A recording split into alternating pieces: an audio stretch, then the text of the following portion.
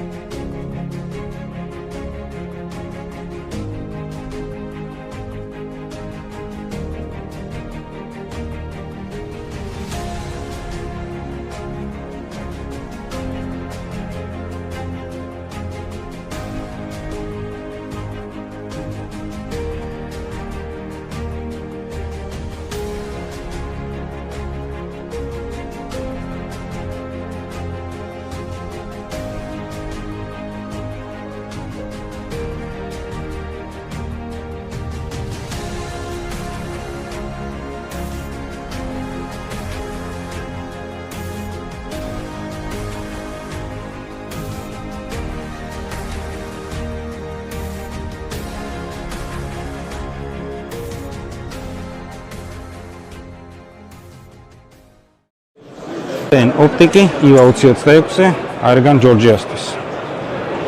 აქ რამდენიმე ღამის ხედვის ოპტიკა გვაქვს. პირველი გავჩერდები ინფრაწითელ ოპტიკაზე. თუ ოდესმე ამის ყიდვისთვის იქნებით მზად, ყოველთვის ორიენტაცია გააკეთეთ 5.25-ზე, მიუხედავად ημისა, რომ არსებობს კიდე 3.15 მოდელი.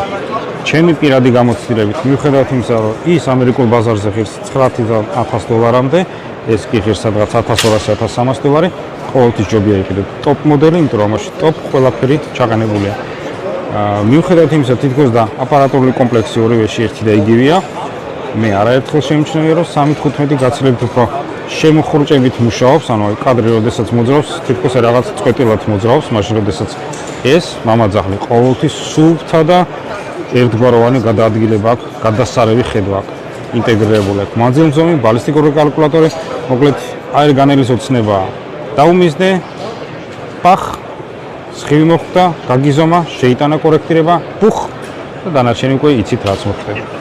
გარდა ამისა, რა თქმა უნდა, აქვს ჩვეულებრივ ოპტიკაზე დამატებითი დაყენება, ანუ ჩვეულებრივი ოპტიკა ჰქონდათ ნომინალური ჯერადობით რო იყოს. დაყენდა, უკვე გადაკეთდა და გახდა ღამის ხედვა და რა თქმა უნდა, ატენს ყოველთვის ჰქონდა და ექნება ეს არის Thor სერია, ეს არის თერმული ოპტიკები.